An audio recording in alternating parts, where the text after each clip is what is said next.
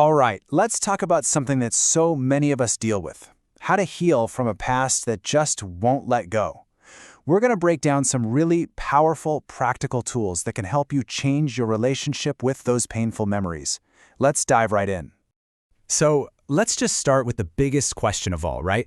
Why does something that happened months, years, or even decades ago still have this power to hurt us so much right here, today?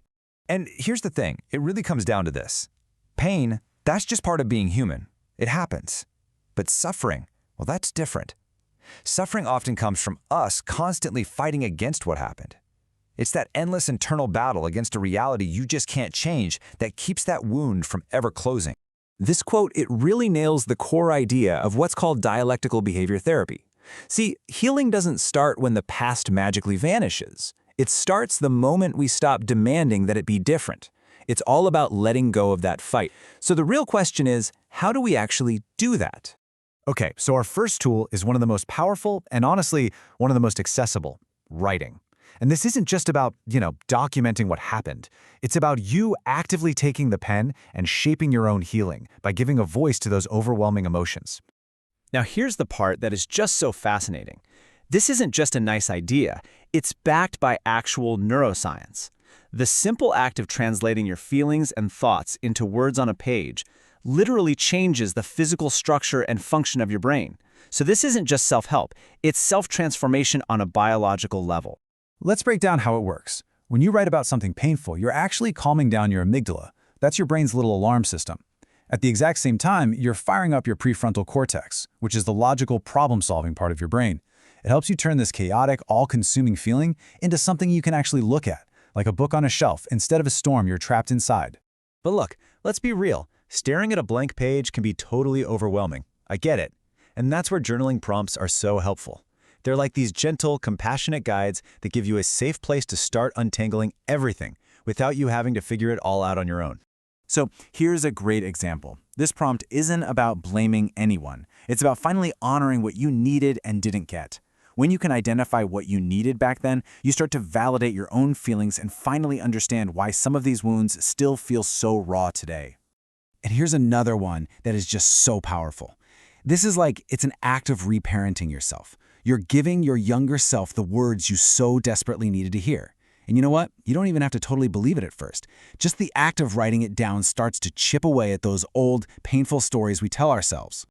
Okay, so that's writing. Let's move on to our second big tool, and you'll see how it builds on that foundation. If writing helps us process the story, radical acceptance helps us stop fighting the fact that the story exists in the first place.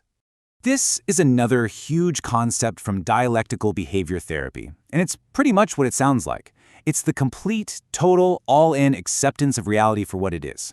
Now, this is really important. It does not mean you approve of what happened or that you think it was okay. It just means you acknowledge that it did happen. And we have to be super clear about the difference between this and just resignation. Resignation is passive. It's that feeling of defeat, of just giving up. Radical acceptance is the opposite. It's an active choice. It's you saying, okay, this is what happened. This is the reality I'm working with, and that's what frees up all your energy to actually move forward. I mean, this worksheet says it all. Why should we accept reality? Well, because fighting it doesn't change a single thing. It can't. All that fighting does is keep you chained to that unhappiness and bitterness, and it turns that unavoidable pain into optional, prolonged suffering. Okay, so the idea makes sense, right? But how in the world do you actually do this, especially when it feels completely impossible? Let's break it down into some practical steps. So first, you just notice.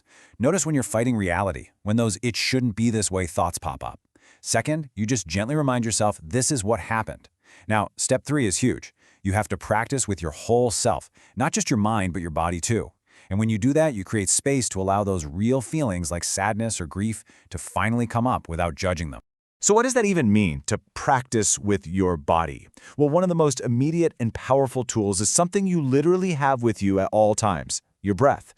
Deep, mindful breathing is a physical way to practice acceptance. Think about it. When you're stressed or you're reliving something traumatic, your body goes straight into that fight, flight, or freeze mode. Deep breathing literally flips a switch. It activates your parasympathetic nervous system, which is your body's rest and calm down state. It sends this powerful signal to your brain that says, hey, you are safe right now, which helps you think more clearly. Come on, let's try a really quick one together, right now. Put a hand on your stomach if you want. Let's breathe in through the nose for 4. 1, 2, 3, 4. Just hold it for 2. And now slowly out through your mouth for 4. 1, 2, 3, 4. See? Even just one round can start to make a difference. So we have these two really powerful tools, rewriting our story with journaling and reframing our reality with radical acceptance.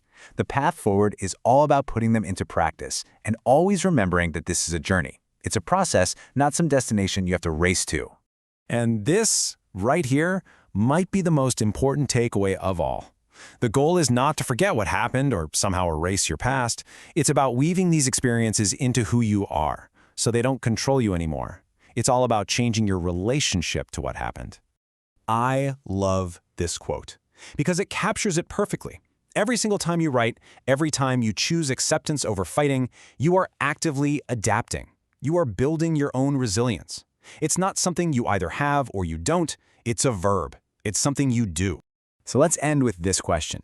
So often we treat healing like another chore on our to-do list.